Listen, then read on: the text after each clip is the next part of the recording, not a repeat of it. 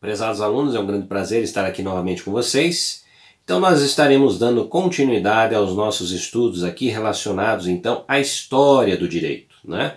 Então hoje nós estaremos discutindo basicamente o processo da história do direito constitucional brasileiro, né? Para isso nós trouxemos um texto, né, de um professor, né, que é um pesquisador também, né? E, de certa forma, a contribuição desses dois professores que produziram esse texto, né, são muito importantes aqui porque trazem efetivamente aqui alguns aspectos relacionados a esse processo histórico que nós tivemos aqui no Brasil, principalmente quando a gente vai pensar nas nossas primeiras constituições. Então ela tem todo um mecanismo que vai, em outras palavras, se ambientar com o processo histórico, e esse universo histórico que, em outras palavras, determina muito do formato de como essas estruturas normativas vão se constituindo. E assim a gente pode perceber então que através dessa característica, isso reflete basicamente como essas estruturas são construídas, né? Esse texto que nós temos aqui, que é a História do Direito Constitucional Brasileiro, né?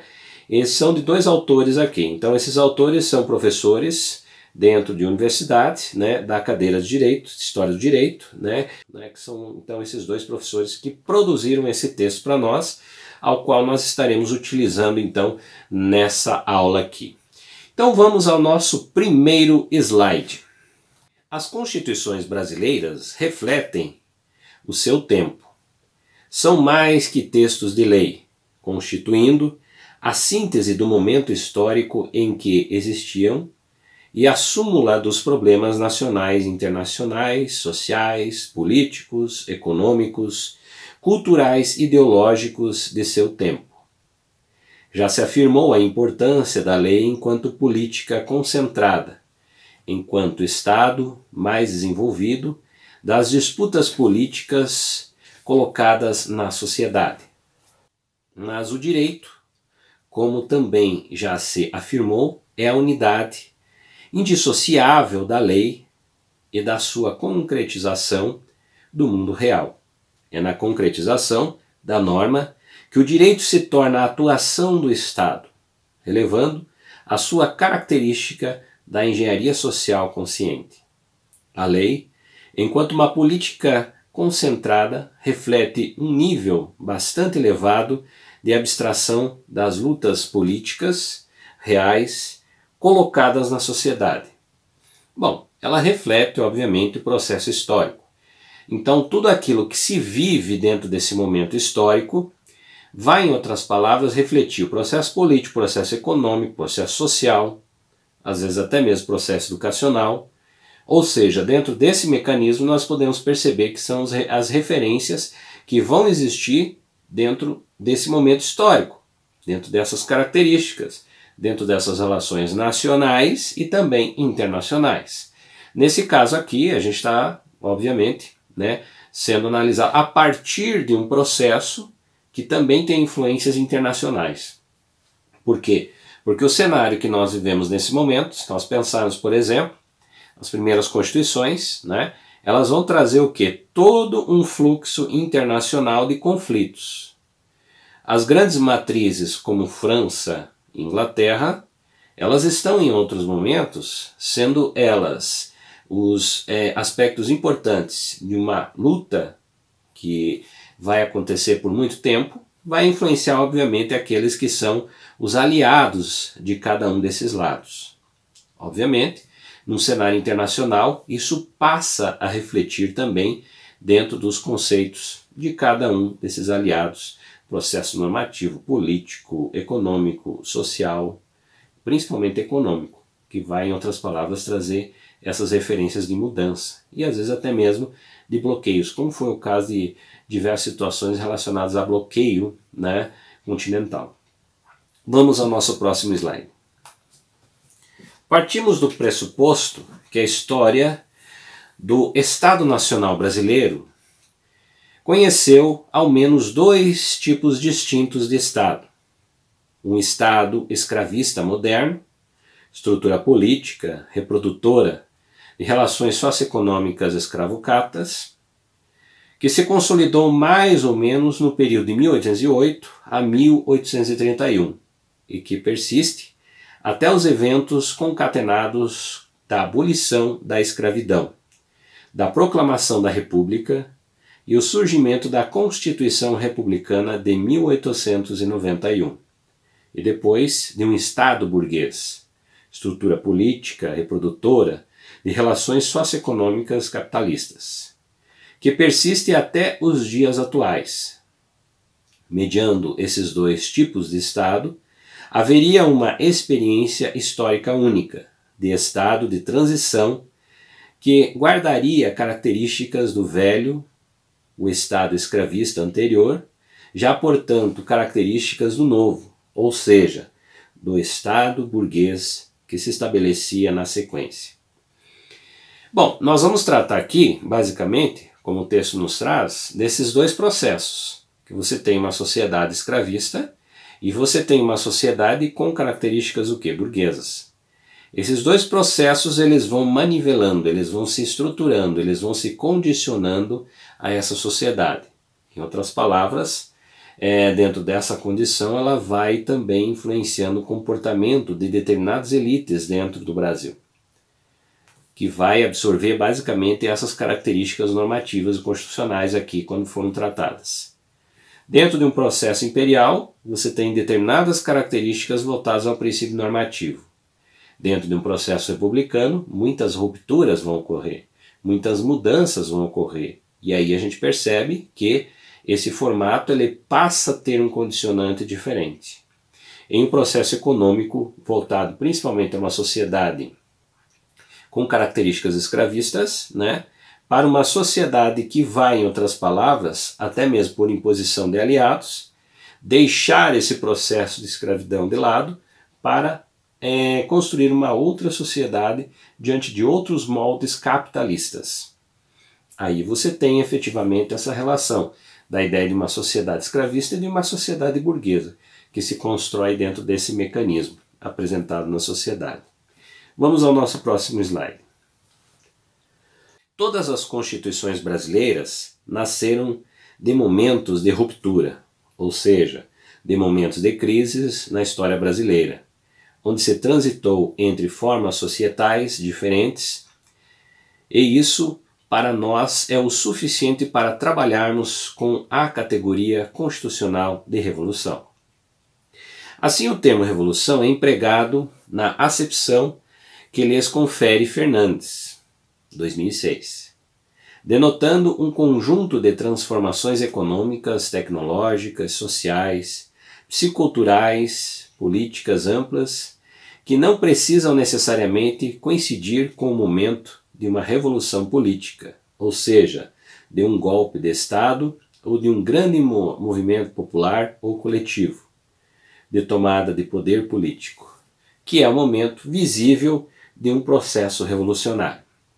Bom, nós temos então essas mudanças constituídas, né, que elas vão ocorrer, como citado aqui para o texto, de formas assim extremamente bruscas, né? Elas vão ocorrer, elas vão modificar o cenário.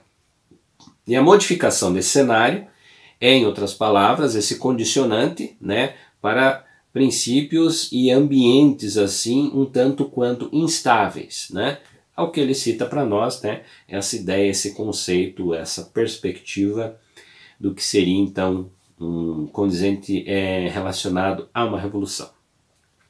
Assim a gente pode perceber então que historicamente nessas fases que ocorrem na sociedade brasileira, elas vão contribuir, né, em diversos momentos para as mudanças que elas são extremamente rígidas, né, de um momento histórico para outro. E isso, obviamente, se nós pensarmos, vai ser um condicionante que vai também caminhar junto com as modificações da forma de pensamento constitucional, normativo, né, econômico, social, político, que vão contribuir para essa nova forma de se pensar a sociedade e, obviamente, as suas instituições, né, oficiais, elas vão estar contribuindo para essa nova forma de pensar também. Vamos adiante. Com a Declaração da Independência, em 7 de setembro de 1822, evento revolucionário de maior magnitude possível na história política brasileira, transita-se da condição de colônia para de um país independente com a constituição de um Estado nacional. Visto que, na época colonial, o Brasil não possui qualquer autonomia política e econômica frente a Portugal. A Constituição do Império de 1824 outorga por Dom Pedro I, que se constitui no primeiro documento de organização formal do novo Estado Nacional, que se declara uma corporação de pessoas físicas em torno ao imperador. Portanto, num primeiro plano, há que se ressaltar o caráter inovador de uma carta que, a desrespeito de todos os problemas que a cercaram, de fato tem sido outorgada pelo imperador, e de servir ao desenvolvimento e reprodução de uma forma societal escravocrata, como adiante se verá, nasce de um processo fático com a natureza revolucionária, de libertação política do Brasil, e que lhe possibilita criar um aparelho de Estado, iniciando o longo processo de consolidação da nação brasileira. Bom, é a mudança brusca, né? Quando nós tratamos do processo de independência, as rupturas elas são muito fortes. Então, obviamente, quando a gente vai tratar de todo um contexto social, nós estaremos dentro desse mecanismo de ruptura. E assim essas rupturas elas vão modificar grande parte das instituições presentes no Brasil. Dentre elas, obviamente, se nós pensarmos, o princípio de uma Constituição ela vai trazer uma mudança muito grande no cenário, na forma de agir, na forma de se relacionar, desses conceitos normativos que agora passam a ser coercitivos dentro da sociedade, condicionantes da sociedade, que vai, em outras palavras, fazer com que essa sociedade se comporte dessa forma específica que é o desejo, por exemplo, de uma norma. Vamos ao nosso próximo slide. O plano inglês de compensar-se de duas derrotas no continente europeu, com a conquista das colônias ibero-americanas, é óbvio. No caso do Brasil, as circunstâncias favorecem e facilitam o plano. Não precisará aí de exércitos, de intervenções armadas, pois o soberano português entendeu mais convenientemente aceitar o oferecimento inglês e embarcar sob proteção britânica para o Brasil. Conservava, com isto, sua coroa e títulos, mas terá cedido ao aliado inglês sua independência e liberdade de ação. A monarquia portuguesa não será daí por diante mais que um joguete nas mãos da Inglaterra.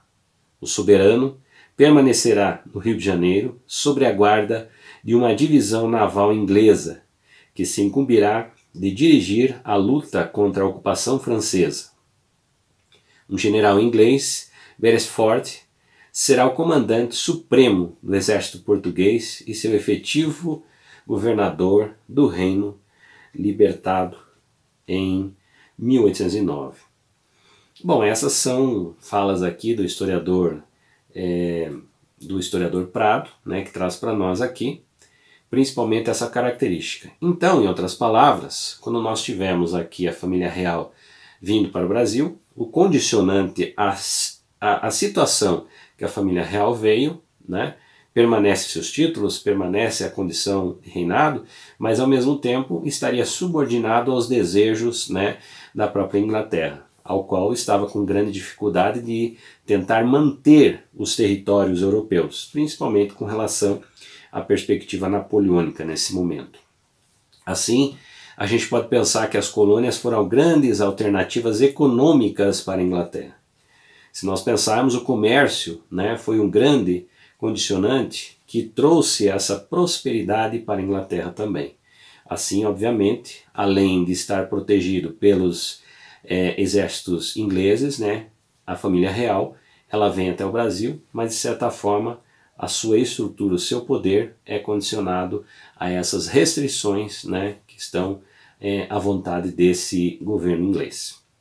Então esse condicionante é um fator importante para a gente pensar, por exemplo, quais foram as características que foram modificando com o passar do tempo aqui no Brasil. Dentre elas, a característica escravocrata, né, é uma delas que a gente pode perceber que foi um condicionante muito importante dessa influência do pensamento inglês diante desse território. Então, grande parte dessas mudanças tem esse fator que contribui também para essa forma de pensar.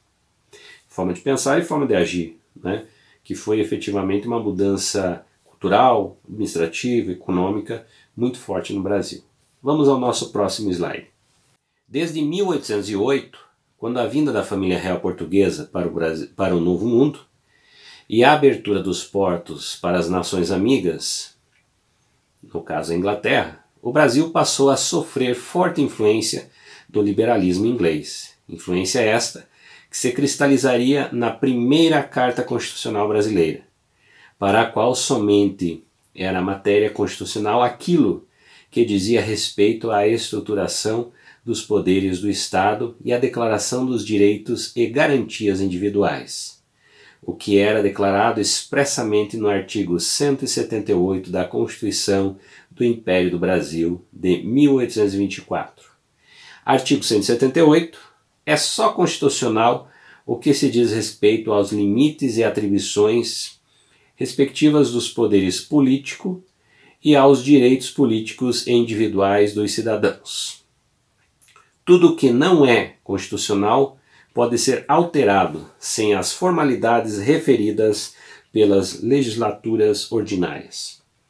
A influência, forma de se pensar, forma de agir. Isso vai acontecer dentro desse cenário, de forma muito intensa. Então a gente pode perceber que as influências do pensamento inglês ele vai estar presente aqui no nosso cotidiano. Também dentro dos nossos princípios normativos. Vamos adiante. Dessa forma, o mesmo liberalismo consignado na Constituição do Império do Brasil, em 1824 era capaz de reproduzir inteiramente uma ordem escravocrata. Externamente, uma ordem fundada numa divisão internacional do trabalho, onde o Brasil se posicionava como fornecedor de produtos primários para a industrialização inglesa. Esse ponto nodal de argumentação, o discurso liberal foi amplamente utilizado em todo o mundo, naquele momento histórico, para justificar a escravidão, enquanto os argumentos contrários a ele sempre se valerem de teorias do tipo intervencionista, como lembra Polanyi. Na América do Norte, o Sul apelou para argumentos de laissez-faire para justificar a escravidão. O Norte apelou para a intervenção das armas para estabelecer um mercado de trabalho livre. As influências eram muitas, então nesse sentido a gente pode pensar que cada aspecto desse vai, em outras palavras, contribuir, né, para esse condicionante, para essas mudanças que vão ocorrer dentro desse cenário. Então, a Revolução Industrial é um fator importante, que também vai ter a necessidade de diversos mecanismos, né, de aproximação com as colônias, que vai ajudar basicamente essa existência e essa prosperidade da Revolução Industrial. Vamos ao nosso próximo slide. Quando se afirma que a Constituição do Império do Brasil, de 1824, era uma carta influenciada pelo liberalismo inglês, pode-se imaginar alguma contradição entre uma Constituição liberal constituindo a estrutura de um Estado escravocrata, o que fica rapidamente dissipado quando se avalia como a ideologia constitucionalmente adotada se ressignificava perante a formação social brasileira e a produzia no esquema centro-periferia de funcionalidade. Para tanto, se deve ter em mente quais são as principais características ideais típicas de um Estado, de um direito escravocratas, com o fim de avaliar como o liberalismo inglês, consignado na Carta de 1824, se ressignificou na realidade brasileira e quais relações sociais foi capaz de reproduzir. Sais, em 1990, conseguiu definir pormenorizadamente as diferenças entre os ordenamentos jurídicos de formações sociais pré-capitalistas e capitalistas. Assim a gente pode perceber as diferenças que vão ocorrer dentro desse cenário, ou seja, das próprias influências, né, presentes nessa formação. Então o que é um pré-capitalista, o que é um capitalista, ele está dentro desse caminho e as diferenças vão ocorrer dentro desse cenário. Portanto, a gente pensar que foi um processo pelo qual ele não tem uma ruptura tão brusca, mas ao mesmo tempo ele tem um processo que vai modificando esse cenário, que vai trazendo uma nova perspectiva dentro dessa característica aí. Vamos ao nosso próximo slide. Constituição do Império do Brasil, de 1824. Ela era uma constituição escravista, declaradamente classista, ao contrário das constituições burguesas que negam qualquer caráter de classe. Ela excluía qualquer possibilidade de representação escrava no aparelho do Estado, excluindo ainda pelo critério censitário e a maior parte da ordem dos homens livres dessa mesma representação. Vejam-se as características do regime político nela definido. Artigo 1. Deixa claro que o Estado é uma corporação composta pela associação política de todos os cidadãos brasileiros, pessoas físicas, em torno de uma pessoa física especial, o imperador, ao contrário das constituições burguesas, onde o Estado é impessoal, sendo antes a união de pessoas jurídicas abstratas numa federação ou uma pessoa jurídica abstrata total, nos Estados unitários. Artigo 3. Declara o governo do Estado imperial, monárquico, hereditário, constitucional e representativo. Mas a única classe que se encontra representada é a classe dominante, porque, como se verá, o voto é censitário e não universal, o que exclui ainda boa parte da ordem dos homens livres. Essas são algumas das características, né? Então a gente pode perceber, por exemplo, que dentro desse universo, muitas dessas concepções elas vão trazer, ou seja, o reflexo de como essa sociedade era vista, de como essa sociedade se comportava dentro desse cenário. Assim a gente pode perceber que as influências e as modificações elas vão ser muito fortes dentro desse universo. A todos vocês, espero que tenha sido proveitoso para vocês, agradeço a atenção de todos e novamente afirmo a importância de fazer a leitura do texto. Em outras palavras, ele dá uma ampliação maior no conhecimento e a partir daí você consegue efetivamente compreender de forma mais minuciosa essas perspectivas que foram discutidas, alguns argumentos aqui nessa aula. A todos, muito obrigado e até o nosso próximo encontro.